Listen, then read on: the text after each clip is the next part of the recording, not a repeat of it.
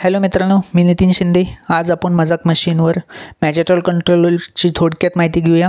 जशी फानुक कंट्रोलर असतो तसंच मॅजिटल कंट्रोलर असतो मजाक मशीनला। ते यामध्ये तुम्ही पाहत आहेत तो पोझिशन म्हणजे जो ऑफसेट असतो तो ऑफसेटपासून आपली मजाक मशीनची लोकेशन काय आहे ते हे पोझिशनमध्ये दाखवतं। मशीनची ॲक्च्युअल पोझिशन काय आहे ती मशीन पोझिशनमध्ये दाखवतं। त्यानंतर रिमेनिंग जी कमांड चालू आहे ती अजून किती बाकी आहे ती रिमेनिंग ह्या पोझिशनला रिमेनिंग कमांड दाखवतं। त्यानंतर WPS म्हणजे जो आपला जॉब चालू आहे त्याचा वर्क ऑफसेट म्हणजे PCS ऑफसेट असतो। त्यानंतर बिफोर जी कमांड चालू आहे आपली ड्रिलिंगची कमांड चालू असेल तर त्यानंतर जी कमांड येणार आहे ती ह्या बिफोर कमांडमध्ये दाखवते। Z19ला परत अगेन रिटर्न बाहेर येणार आहे ती या ठिकाणी दाखवत आहे। नेक्स्ट कमांड G0 मध्ये आहे का M मध्ये आहे ती यामध्ये दाखवत आहे।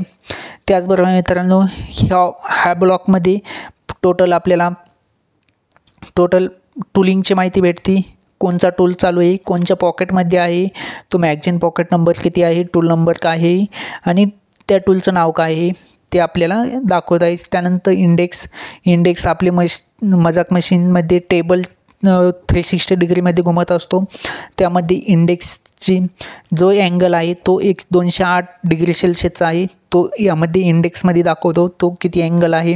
त्याचबरोबर इथे या ठिकाणी पाहत आहे तुम्ही वर्क नंबर, यामध्ये जो प्रोग्रामिंग चालू आहे तो वर्क नंबर म्हणून आपल्याला आयडेंटिफाय केला जातो आणि तो यामध्ये सगळी डिटेल दिलेली आहे की 870 प्रोग्रामिंग हा आपला रनिंग आहे। त्यानंतर पॅलेट नंबर 1चं रनिंग आहे।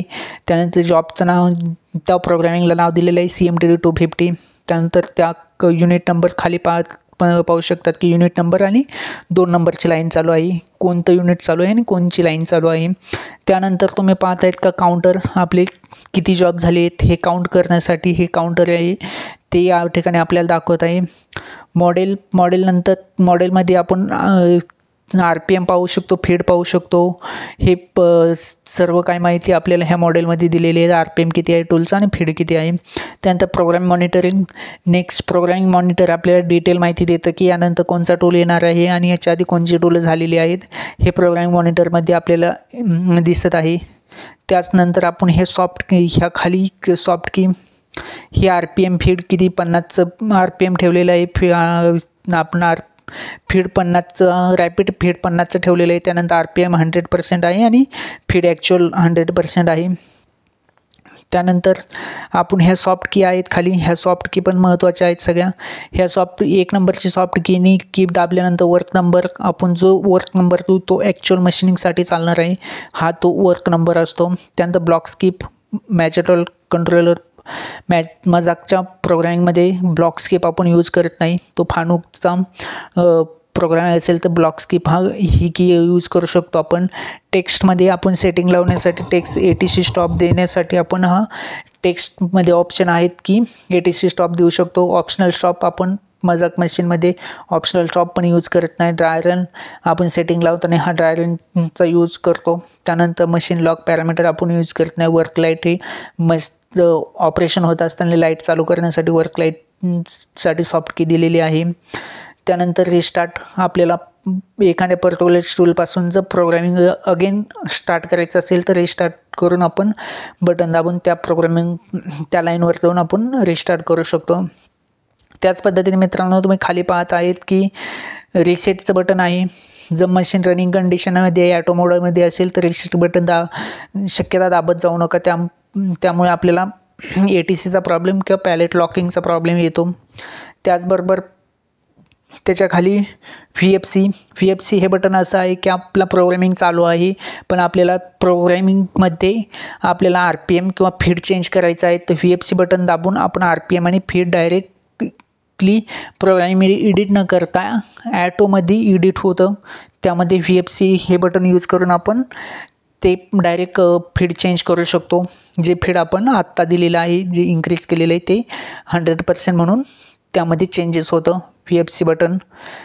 त्यानंतरचे कीबोर्ड दिलेले आहे ते प्रोग्रामिंग नेम इनपुट करण्यासाठी आपण हे कीबोर्डची यूज करतो. त्यानंतर 1 2 3 हे प्रोग्रामिंग नंबर देण्यासाठी आपण हा 1 2 3चा यूज करतो. त्याचबरोबर ही त्या खाली पाहू शकतात की त्यानंतर साईडला तुम्ही क्लिअर बटन, हे क्लिअर बटन आपल्याला प्रोग्रामिंग एडिट करताना यूज होतं. त्यानंतर कॅन्सल्स इनपुट, हेही प्रोग्रामिंग एडिट करण्यासाठीच आपल्याला बटन यूज होतात. त्याचबरोबर ब्लॉक स्किप, सिंगल ब्लॉक आपल्याला हे न्यू प्रोग्रामिंग जनरेट केल्यानंतर आपल्याला व्हेरीफाय करण्यासाठी सिंगल ब्लॉकमध्ये आपण हा यूज करून प्रोग्रामिंग सोडू शकतो. कूलंट स्टॉप, जर आपल्याला मशीनमध्ये काय कोणतं ऑपरेशन चालू आहेत हे पाहण्यासाठी कूलंट बंद करण्यासाठी कूलंट स्टॉपचं बटन यूज करू शकतो आपण. MF1 हे मशीनचं बटन आहे. त्यानंतर सेटिंगचं बटन आहे. त्यानंतर कूलंटच्या बटनामध्ये आपल्याला कूलंट ॲटो मोड, मॅन्युअल मोड हे एक ऑप्शन भेटतात. त्यामध्ये आपण जाऊन हे कूलंट ॲटो मोड, मॅन्युअल मोड सिलेक्ट करू शकतो. मशीन स्पॅनरचं, जर मशीन ATCचा प्रॉब्लेम आला किंवा पॅलेट लॉकिंगचा प्रॉब्लेम आला आणि तो सॉल्व करण्यासाठी हा मशीन स्पॅनरच्या बटनामध्ये जाऊन आपण तो प्रॉब्लेम सॉल्व करू शकतो. त्यानंतर खाली बटनमध्ये आपल्याला दिसत आहेत की रॅपिड ट्रॅव्हलिंगचं बटन आहे. त्यानंतर RPMचं कमी जास्त करण्याचं बटन आहे. त्यानंतर फीड कमी जास्त करण्यासाठी बटन दिलेलं आहे. त्याचबरोबर आपण पाहू शकतो की हे रॅपिड हँडल मोडमध्ये रॅपिड ट्रॅव्हलिंगसाठी हे बटन यूज करतो, जे तुम्हाला हायलाईट होत आहे ते.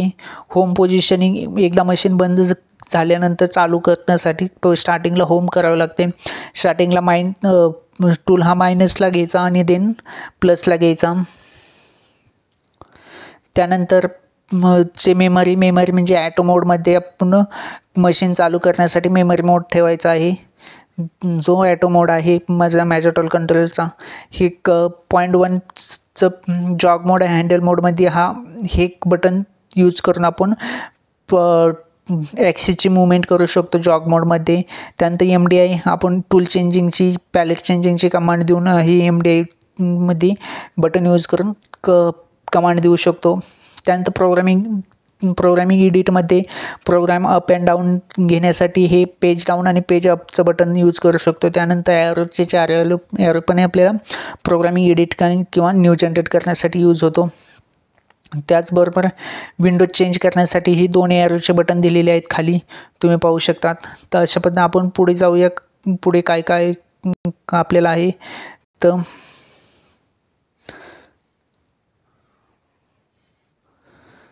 यामध्ये तुम्ही पाहू शकतात की यामध्ये ग्रीन बटन तुम्हाला दिसत आहेत की ते आपण green button programming cycle start करण्यासाठी यूज करतो. त्याचबरोबर रेड बटन हे प्रोग्राम स्टॉप करण्यासाठी यूज करतो. त्यानंतर डोअर ओपन करण्यासाठी हे डोअर अनलॉकचं बटन यूज करतो. XYZ हे हँडल मोडमध्ये आपल्याला किंवा जॉग मोडमध्ये आपल्याला ॲक्सिसची मूवमेंट करण्यासाठी हे XYZ हे बटन यूज केले जातात. त्यानंतर हे RPMचं बटन दिलेलं आहे. टूल जर MDIमध्ये रोटेट करायचं असेल तर या बटनाचा यूज करून आपण MDIमध्ये टूलला RPM देऊ शकतो. कन्व्हेयर स्टार्ट आणि कन्व्हेयर स्टार्ट करण्यासाठी हे इथे बटन दिलेलं आहे. त्यानंतर प्रोग्राम एडिट आणि लॉक करण्यासाठी ह्या की दिलेल्या आहेत 2 आणि मशीन सेटअपसाठी 1 की दिलेली आहे. त्यानंतर एमर्जन्सी असेल, कधी व्हायब्रेशनचा आवाज आला तर एमर्जन्सी स्टॉप करण्यासाठी हे बटन दिलेलं आहे. त्यानंतर कन्व्हेयर फॉरवर्ड आणि कन्व्हेयर रिव्हर्स डायरेक्शनने कन्व्हेयरचं यामध्ये खाली, आणि हँडल मोडमध्ये आपल्याला हँडल दिलेला आहे खाली एकदम शेवटला तुम्ही पाहू शकता तिथं